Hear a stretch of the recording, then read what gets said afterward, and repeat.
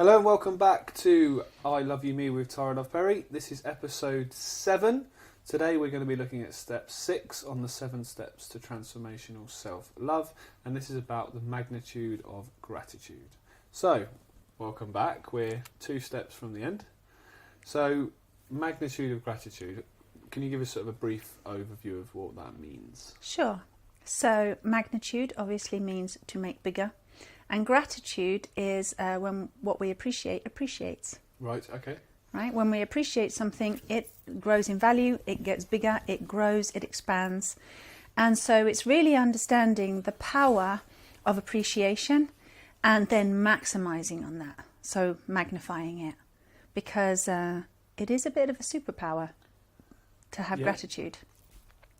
I mean, many years ago there was a thing that came out called The Attitude of Gratitude. I think it was a book or somebody talked about that. I think it was like 90s or something that I first started hearing those words.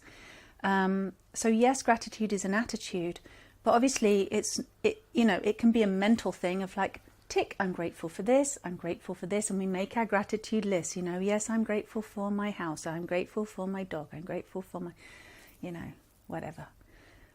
But to really amplify that, to really understand what gratitude is, again, it's not a head thing. It's not a checklist. It's an expansive vibration. It's a feeling. It's an experience. It's a state of being that comes as naturally as the fresh air after a storm. When you've had a storm and everything's rained, and then it settles and the clouds disappear and the sun comes out, and suddenly everything looks cleaner and fresher and more beautiful than ever before. All the pressure from the air is gone. There's a sweetness in the air. There's a magic. Do you know what I'm talking about? Well, we could see it, to be fair, today. Exactly. It rained right? like hell during it did, morning, and then everything's beautiful and sparkly afterwards. So gratitude is what arises from, as a direct experience of. And a lot of people use, this attitude of gratitude, and not wrongly either. It's still a good thing, don't get me wrong. I'm not dissing it in any way. But a lot of people kind of approach gratitude like a layer of icing that you put over a cake to make it look nice, to make everything nice, right? I'm so grateful for this, I'm so grateful for that. But underneath, they're seething, right? Right, they're going, I'm full of love and gratitude today, and actually I'm fucking furious underneath. Do you know what I mean? It's like, so it's a bit like trying to put icing on a really shit, nasty cake, and then try and feed it to someone. Here, I'm so grateful. I'm so nice. Eat this cake, and it's like, no, that doesn't taste good. That doesn't feel good. That feels really fake. Yeah, I agree. And you can smell the bullshit. But from one of the first things, I know this, I could admit this on camera, I don't really care. I went to a counsellor probably about a year ago just to chat about dealing with stress a little bit better. And one of the first things they said is do a gratitude diary. Every day, write and what did you 5 things that... What did you say outwardly, and then what did you feel inside? Well, I think the obvious thing I felt was kind of like, right, okay. Get it to an extent. I mean, their idea was you write a gratitude diary and you have what they call a memory jar. So every time you had a good day or a good experience, you write it down. So then when you're feeling crap, you can look and it can take you back to maybe when you were feeling You can remind yourself. And you can perhaps bring yourself out of it. Yeah. But then my attitude towards that as kind of a bit left brain was, that's not going to solve the problem. Exactly. If I'm angry about something that's happened or stressed about something that's happened, whether it be relationship, work, whatever, going, I had a great day last Sunday, I scored a hat-trick at football. So that makes it all better. That doesn't solve what the problem is. No, it doesn't. And I think that kind of ties into what we were speaking about throughout most of the series, where our attitudes towards conflict, towards trauma, towards anything negative is to put a plaster on it, effectively. Exactly. Rather than remove the cause of that trauma. Exactly. You wouldn't do that in a hospital. You wouldn't go in with a gaping wound that was festering and pussy and disgusting and go, there, never mind, let it go, let's put a plaster over the top, be grateful that you're alive. Off you go. Yeah, you wouldn't. You remove the cause of the problem. You wouldn't do that, right? Nobody in their right mind would do that. But that's what we do all the time to ourselves and to each other. Fake it till you make it. Yeah. Be grateful. And if you're grateful every day, you're going to manifest your car or you're going to manifest your love life. Yeah. It doesn't work like that, because we're in a vibrational universe.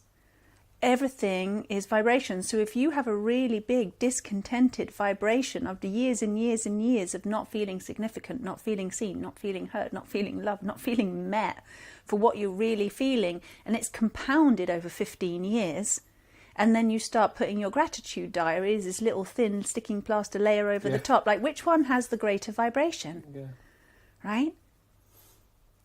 Yeah, and then you're going to be, well, law of attraction doesn't work. Well, no, law of attraction is working really well, because you're attracting more of that which is the bigger vibration, which is the discontent, the world owes me, I'm bitter, I'm resentful. You'll be attracting people like that into your life. You'll be recreating situations like that in your life that will keep growing that vibration. Doesn't matter how many, gratitude lists you write in the morning. I mean, don't get me wrong, it does help. Okay, it's like a sticking plaster version of helping, but it doesn't, like you said, solve the problem. No. So what's the difference then between, in a sense, let's call it 5 cents gratitude, writing a list, the obvious, I had a good day yesterday, or this went well today, or that went well today, to real gratitude. Real gratitude is, you forget about gratitude for a moment, you stop trying to look on the bright side and the sunny side and the feel-good factor, and you just go very honestly, very humbly to the thing that's not okay. Like if you have a barometer and you're going, this and this is good, but this and this, this is not so good. I'm actually feeling really... So you can say, I'm grateful for all that nice, good stuff, fantastic, but not to the expense of not acknowledging and appreciating what's out of whack. We can appreciate what's not okay too. And appreciate means to go and give it attention, to go and give it acknowledgement, to go and acknowledge that which isn't okay. Like we said in step 3, see it, feel it, ask forgiveness, love it. And then from that place, because remember I said like the energy is all tingly, right? And it's all feeling loved and open. Then you can go and the appreciation naturally arises. Like I said, the sweet air after a storm. It naturally happens. It's not something you bring in. You don't get buckets of light to bring into the darkness to make it better. You just put your attention on it, and you naturally start to feel amazing, and you can appreciate that part of you that wasn't feeling good and be like, actually thank you for holding this, fear for 15 years, because maybe it was protecting you from something, maybe it was trying to protect your mother from something, or your father from something, or, you were trying to use your withholding that anger to protect your family, to protect your child. Yeah. Do you know what I mean? There's something to appreciate in that as well. Like, actually, me, thank you. Thank you for holding it together, for keeping going this long, for doing such a good job despite everything. Thank you for doing your best. And genuinely, I love you. And that sweet fragrance of appreciation just starts to permeate everything that felt previously wrong. Now you can kind of see the bigger picture of it. Now you get to see the reason why behind it all, the greater purpose, and what it now enables you to go forward and do. It kind of reveals your strength, if you like. Yeah. Does that make sense? Yeah, so it's almost like embracing every part of you. It's exactly like embracing every part of it. That's exactly what this is all about. Yeah. See, I had a few weeks before we started this series, I had a astrology reading with all the birth chart and everything. And she used that exact terminology, really, about talking about when certain signs that you have in rising and so on that potentially wouldn't be ideal if you could pick your birth chart. But it's about embracing those and making the best of them, rather than going, I've got Mars in this, I'm in a mess, I'm never going to be able to do this, I'm never going to have any money, I'm never going to be able to have a career, I'm never going to have a family, whatever. It's taking the best of those situations, embracing them and making them a part of your life. So we're back to the duality again, the dark side and the light side, the good side and the bad side. And you can see either the good side or the light side, or you can just have both. Yeah. You can just love both. You can just understand the dark shadow side, or the disadvantage, or the weakness, and be like, actually, I love you too. I validate you too. You're here for a reason too. Weakness in me. And actually clean up the perception, because what this method does, it actually cleans your perception so that you're no longer seeing the black and the white, the light and the dark. You're seeing everything through the eyes of love. So that actually what you think is weak is actually beautiful.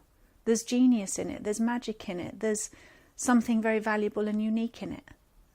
That actually, can be a superhero. It can, a superpower. People think compassion is weakness, for example. Oh, you're too soft. Yeah. Right? You should be a man. Toughen up. Don't take any nonsense. And you have compassion. And somebody might look at that and say, well, you're weak. And if you were to fully acknowledge and meet your compassionate nature with that humility, with that love, with that acceptance, and see the beauty in your compassion and understand that actually how that's allowed you to survive so long, how it's probably saved you in many situations or avoided what could have been much worse situations, how it's probably protected you and looked after you in a whole load of situations that you didn't realise before because you were so busy trying to hide it and ignore it and feel ashamed of it and think that it was, less than, and it was one of your less good qualities. Maybe you failed to see exactly how it was serving you. Does that make sense? Yeah, so it's a case and it's like, actually, wow, yeah, just and then when you start to appreciate it, it can expand and come into its full potential. Amazing. So do you think every element of every person, the light, the dark, and probably something in the middle, has a purpose? Absolutely everything. And at some point in life, yeah, you're going to need it. I believe that from my experience, there are no design flaws in nature. Every single thing that exists has a divine reason for being. There's nothing wrong in creation. Everything is exactly as it's meant to be. Everything is perfect. How we interpret that and what we do with it is up to us. Yeah. Right? And even that part of the design, that we have that free will, we have freedom of interpretation, that's part of the design as well that's perfect. But we are very small in our, in our conscious awareness. We're like little ants. We don't see the big picture generally. We can't fit the bigger picture of the cosmos and the universe and everything into our psyche. We're too small in our conscious mind at the moment. Yeah. But we can change that. Obviously, we have more DNA.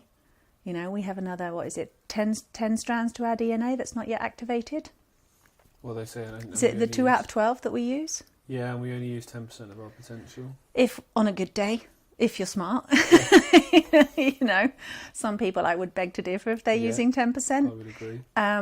So that it just goes to show, and people say, oh, it's junk DNA, and it's like, I don't believe it's junk. There's nothing. They also say that 99% of an atom, so 99% of the body is empty space. Absolutely. Which I always think in science, if you can't explain what it is, then they say, oh, it doesn't mean anything. There doesn't exist, nothing doesn't there. Do anything, Maybe you just haven't had the eyes to see it yet. Exactly. There's the fact that much of a supposedly empty space is complete crap, really. I agree. So, we were saying, weren't we? I can't remember if we said in an episode or if we said when we were chatting before we started filming I think we spoke in the first episode about it, when throughout history there's been these evolution and discoveries, but now we kind of think we know everything and we know it all, when that point alone... I think we're on the brink of realising we know nothing. I think we were actually on the brink of realising. We know nothing. We know nothing, and that's exciting. We're working with our 2 strands of DNA, thinking the rest is junk in our arrogance, and you go, hold on a minute. If you don't you want to get out, don't you want to evolve and get out of your 2-strand DNA and actually understand and activate and have the rest of your DNA activated? And I believe that's happening. I'm seeing that happening in humanity. Some people do have more activated DNA codes right now. Yep. It is a fact. I mean, there are studies, it's been done. There are children that were being born way back in the late 90s, I think, that were being studied, indigo children, that had, 4 strands of their DNA activated, for example, who had super psychic abilities and things that can move things with their mind, It's out there. And more as we awaken, as we kind of transcend, if you like, this binary paradigm of the black and the white, the good and the bad, the right and the wrong, and stop getting stuck in that duality and actually transcend it and understand that there is a cohesive oneness behind all of that and a much bigger picture of who we actually are. Once we can make that leap of perception, the rest of our DNA is highly likely to come on board. We're opening up to the rest of our psyche, the rest of the unconscious mind and the unknown universe. It's all linked together. And you think we're going to see that? I believe that's what I'm here for in this lifetime, to see, definitely. And, as part of the team to help make that transition with humanity. That's an incredibly exciting way of looking at the world compared to what the mainstream media would have us look at, which is everything's dark, everything's disconnected. I think they're doing a good job. I'm just going to say, I think the media are doing a fantastic job of shoving the shit in people's faces, forcing people to the edge of their sanity, to the edge of their seats, to the edge of their capability of standing it any longer before they go, right, I've had enough. There's something else and I'm going to go and find it. Now let me go and subscribe to Ickonic Media and find out. Well, maybe. No, seriously, I do. I definitely do. And I think they're doing a fantastic job of pushing people right over the edge so that they then have to put their wings out and learn to fly and actually have to go and discover that there is something else much more amazing going on beyond this little tiny narrow little reality that people have completely fucking sucked into and addicted to. And this, when you approach life with this attitude, it's so much freer, it's so much more exciting, it's so much more expansive because anything is possible. You can create what you want, you can be who you want to be. Yeah. Whereas the opposite is so limiting, it's so depressing, it's so belittling. It's enslavement. It is exactly that, and it's one thing I never understand, and even when, we turn this around, I still won't understand it, why it took so long. Maybe it just takes long in the human world. Maybe it all happened in the blink of an eye for the universe, who knows? Possibly. I mean... I think it happens for so long until we get sick of it. It's like you have to try out every avenue, go down every route, try out every possibility before you go, nope, that definitely doesn't work. Yeah. And we know that the way we're designed as humans is we're going to do everything we can that's going to not work for us first, before we eventually figure out the way that actually works for us. That's just how we're built. Yeah. It's like a toddler, first they'll destroy everything before they start learning how to build and create. Yeah. That's just how we're made. So to get us to the point where people are ready for this and they're ready for that transformation, what do you think needs to happen? For people to be ready for gratitude and love. To be ready to be in a position to effectively sit and go, okay, something needs to change. On a massive scale, something needs to change. What is it? Let's sit down, let's work it out, and let's go through this transformation of the view of myself, of the view of others, which would obviously lead into steps like this. Do you think things need to get so bad? Do you think things... I think people are generally motivated, by pleasure or pain. Either your pain becomes too much that you eventually decide to do something else, and this is often the case. People are diagnosed with terminal cancer, and then they go, right, well, maybe I better stop smoking then. Or, better forgive somebody because, I might not have long to live. And it's only when we're pushed right up against the edge that often then people will go, oh, hold on a minute, actually. I don't know why that is. That's been the trend throughout history, though, isn't it? It's a general trend. But yeah, of course, at any time we do have a choice. And I think because of, that entrapment, that enslavement, that conditioning and everything else, people do easily forget that we actually have a choice and that we are way more than we perceive ourselves to be. We're not this dumb, stupid little parasite that lives on the planet that only can consume and destroy. We are not that. Maybe we've been fed to believe that this is who we are, by the wonderful media, by our wonderful governments and wonderful religious institutions that will have us know that we are sinners and we are faulted and we are flawed and we are limited and we are not God And we do, you know, we are not the Son of God. We are, you know, whatever we are. And actually to go, hold on a minute. Nope, that doesn't sit right with me. That just doesn't feel right. I'm going to actually trust myself now. And learn how to operate this incredible, miraculous machinery and technology that I have, that has been bestowed to me. And learn how to take those, not just 5 senses, but beyond the 5 senses, of the empathic sense, the intuitive sense, the heart sense, you know, all the psychic senses, to be able to take those abilities and kind of not reformulate ourselves, but approach life with a whole another perspective. Yeah. How does the gratitude step affect interaction with other people? So, for example, say you've got yourself in a pretty connected, pretty balanced state, and you've got a partner, or you've got a child, or you've got a friend who perhaps isn't at the same level as you, or perhaps is. Yeah. And they're either having a positive or a negative impact on you, and you're aware of that. How does the gratitude area affect that? In terms of, are you grateful towards them as well? Is that just as important? I think, well, doesn't everybody feel like they could do with a little bit more appreciation? Probably. And yeah. don't we feel a bit hard done by and grumpy and poor me when we don't get enough appreciation, and we're not, again, being validated, being seen? You know, the appreciation part is very similar to the sorry part. It's both an acknowledgement. One is an acknowledgement of what's not okay, and the other is an acknowledgement of what really is working and that really is good, and that what we enjoy and what we want to see more of. Yeah. And I think also this is why sometimes, Jamie, people say that they don't want to talk about what's not okay, because they've been told by spiritual teachers and law of attraction teachers that if you talk about something that isn't okay, you're going to make it bigger. Right? Yeah. And you're gonna start talking about it, start bringing it up. You get more of it. You're gonna make it worse. Exactly. Yeah. It's like, don't take the pus out of the wound. Just keep it in. Yeah. Don't pretend it's not there. That'll fix it. Yeah. No, of course. So of course it actually makes sense. It makes rational sense. It makes emotional sense. It makes heart sense to actually acknowledge what's not okay, because only then you can do something about it.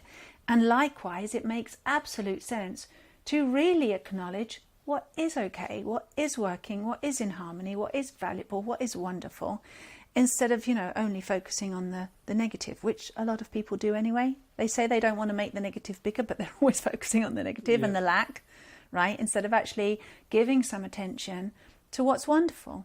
So you can bring that into your relationship with yourself first. I always think, give yourself the medicine first, see how it tastes, see how it works, and if it works, then start applying it to somebody else. Because then it's genuine. It's not like, I want you to be nicer to me, so I'm going to say, well done, thank you for doing this for me, and thank you for, sticking plaster, thank yous over something to make a relationship better. Do you understand what I'm saying? Yeah. Because we all know that does taste fake. That's like the icing on the shit cake. That doesn't feel good. So when we can give it to ourselves first, appreciate ourselves for all of those parts where we never felt appreciated, we never felt seen for what our value was, for what we could offer, for what our amazing and beautiful and unique qualities were, for our compassion, for our, determination, for our understanding, for our forgiving nature. And we start appreciating that about ourselves, then our eyes get cleaned. It's like we can see more clearly, and we start to see more of that same appreciation around us. We see more to appreciate. So then we can be like, well, thank you for being a really good listener. Thank you for your compassion. Thank you for your understanding. Because now you're at the same level. You've put yourself in a different level so that you can see that in another. Do you see what I mean? Yeah. Rather than it being a manipulative thing, you're saying, thank you for, because I want you to be nicer to me. And do you know what Yeah. You know what I mean? There's a big difference there. Beauty and stuff to appreciate is all there. It's just we don't see it because we're too caught up mainly in other things. I think the beauty within ourselves, the beauty within the world around us. We just don't see it on a collective scale. There's a lot of beauty in the world. There is. And Are we going to let that puppy in? We probably should. We probably should. Let the little puppy in. We probably should. But no, there's a lot of beauty in the world. There's a lot of beauty in humanity. We're not as messed up as we think we are. That's the big misnomer. People are like, oh my God, but there are thousands of years worth of troubles and traumas and issues to sort out. And you don't want to open that can of worms. No, let's go off and start another planet. That would be much easier, right? Actually, no, it isn't, because we're just going to bring it with us. And actually, once you really open that door and let the light in, it doesn't take very long for the light to fill up the dark room and make it light. It's not as big a job as we think it's going to be. It's not as scary as we think it's going to be to open that door, look at the darkness, look at the pain, and to transform it. It can happen like that. I know that in my lifetime I can see this happening on this planet. Yeah. We've got a dog in the show now. She's scratching at the door.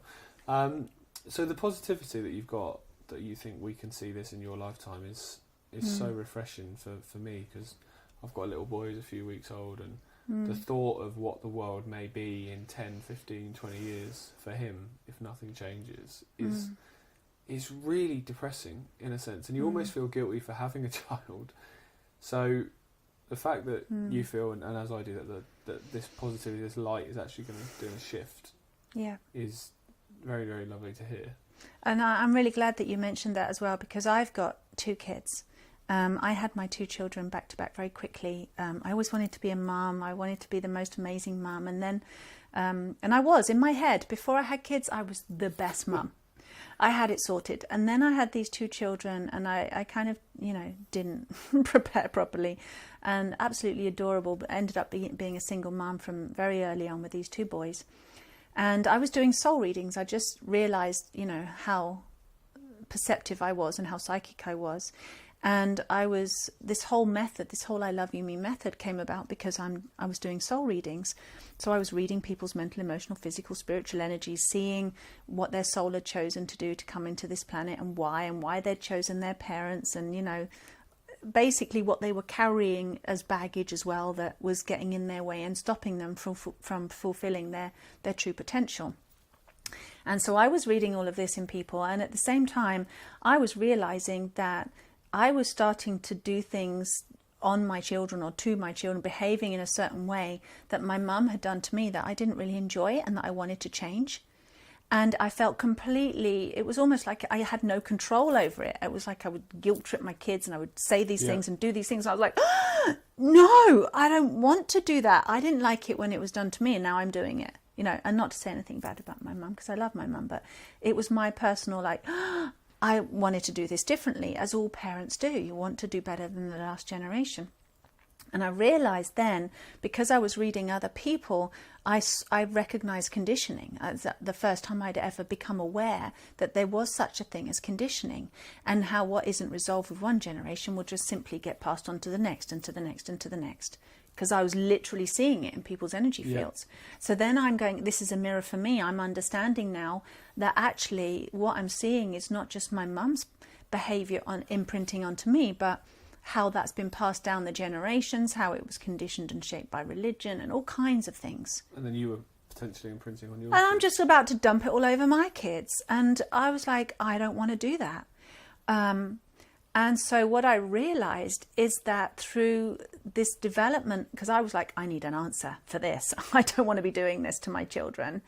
And I was also wanting an answer for people to help them clear the kind of trapped trauma, if you like, or the trapped negative memories that were sabotaging them from becoming their fullest potential. So I wanted these answers, and I was asking.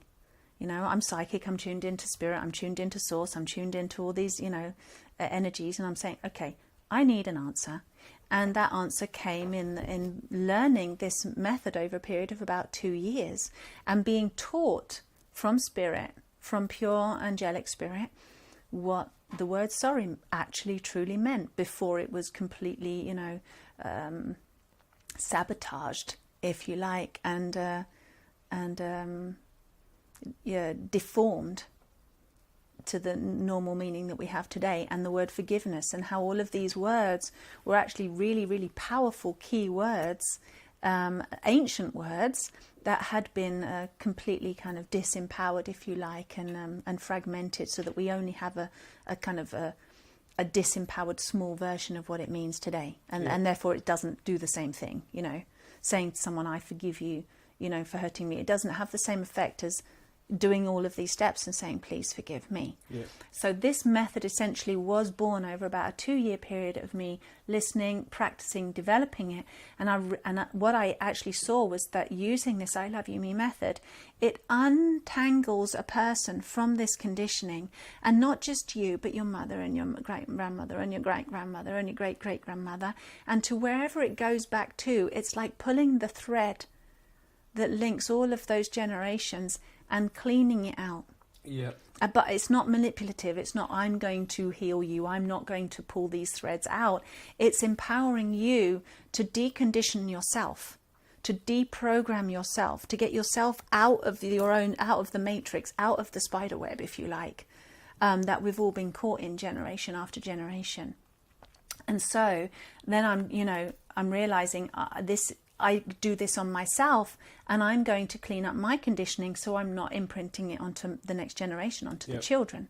And then another amazing thing happened, because I'm communicating with different levels of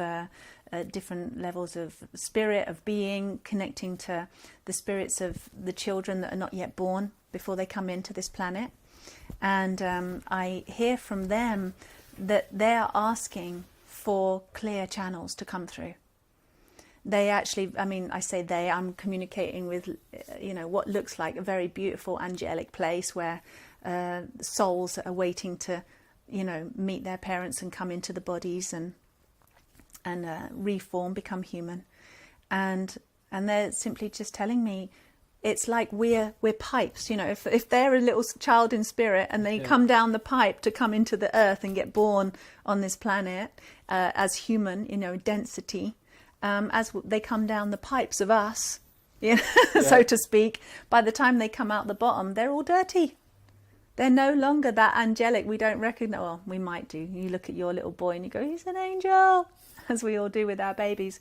But still, it's like we get contaminated on the way through. We get dirty. The pipes are dirty, if you like, from all of the muck of all of the generations and all of the history that we get embodied into when we take a human form. We get DNA passed to us from our ancestors. We get emotional, encoding into the cells, like I described on the other episode. We get the whole lot. We get the psychological inheritance as well. We get belief system inheritance. We get spiritual inheritance. It's not just physical in the DNA. It's across the board. It's on all levels. You get a lot of people live their lives through their kids. People that have tried to do something and not achieved it, then expect their kids to achieve it. How many kids follow in their father's footsteps, as they say? Sons that follow doing the same thing, trying to emulate. And try and live through the next generation, or try and heal through the next generation, or whatever. Try and make good. And however, though, that's a lot of baggage and burden to take on and go, whoa, I've got to do all of this for my ancestors. Pfft, that's heavy. It is. So this I love you me actually unburdens that weight from our shoulders and our ancestors, and cleans up the pipe so that those new ones coming through can stay more intact and more true to their vibration of who they are as a being, as a soul, to come through our human, path, if you like, our human gateway to get born, to be more intact and more whole and more accurately, representing that which they truly are, rather than being covered in the dirt and the conditioning that we were when we were born. I mean, I'll speak for myself. There was quite a lot that I got born with, a lot of conditioning, and it's taken me a while to clean that. It's a lot of cleaning. And gratitude is very important in that process. And actually, the more that I do that I love you me on myself or share with others, the more grateful I become. Because to have a tool like this that can change reality very quickly in a generation is incredible. So that actually you and I, we cannot do that imprinting onto our children. Yeah, that would terrify me. And people like, or even people that have not yet had children, to be able to do this cleaning up on their own genetic history or their own psychological inheritance, to be able to clean that up so that the child is born with a whole lot less conditioning and imprinting. I think that's what every parent would want. Of course they do. And this is a tangible... It's a really powerful thing to be able to do. It's a tangible way of doing it. Yeah. And obviously the cleaner the windscreen, the more you can see. And the more beauty you can see and the more grateful you become. So it's like that. It's like cleaning the windscreen on the car, being able to, clean the eyes, clean the pain, clean away the disillusionment, the betrayal, all the lies, just get cleaned up so it's not there anymore. And then you can actually see what's really in front of you. You can see what life is really about. You can see your potential. Your potential can manifest without so many blocks in the way. It just gets more and more and more blissful. The journey gets more sublime the more that you do it. And that's something I think no one watching would disagree with wanting. And it's a simple choice, pain or love. Which one do you want? That's how we've ended pretty much every episode. Yeah. It really is as simple as that. Well, the thing is with the steps is, it's not like you just do 1, then 2, then 3, then 4. It's like you take step 1 through every step. You continue to breathe. You continue to keep that connection. You don't do connection and then let go of it and do step 2, right? You bring connection with you. You bring then the transformational decision. Am I willing at this point to stay stuck at sorry or move on to forgiveness? Am I willing to move from forgiveness into love? Am I going to keep choosing to come back, to bring my compass back to north? Am I going to keep choosing what feels right? Or am I going to chicken out and go back and hide? And, so it's that breathe, feel, yes, I'm going to love myself, and take the next one. And they just glide into one another. So by the time you get to this step 6, you're pretty blissed out. And you've got the 5 already on top, and you're pretty much there. Yeah, pretty much. And it's that simple. And it can be done in a few words in a conversation. You can spend 2 minutes doing it. You can spend, if it's something bigger, you can spend 20 minutes doing it, half an hour on it. You will utterly change your programming. You will rewire not just your neurological pathways, but your entire biological, metaphysical system. Well, in the next episode, we're going to bring all these steps together and go through the final step as well. Yeah. So we're hardwired. We're hardwired for love and gratitude. We thrive in love and gratitude. That's when everything starts to get really, really good. I don't think I knew what love was till I met her. Your dog? Yeah. I don't tell my wife that. Oh, shit. It was that, as you said earlier, about that feeling of pure helplessness. The day we picked her up, it was like, there's this life that you've got to look after. If you don't look after it, it will die. If you don't love it, it will die. If you don't nurture it, it will die. And that responsibility and that kind of helplessness that she had, and that helplessness that we felt of, I hope you don't mess this up. That's the first time I think really true love felt. And then love as a responsibility, that's beautiful. Yeah, and then Travis being born was the same, and same with Beth since everything. It's kind of it's been interesting.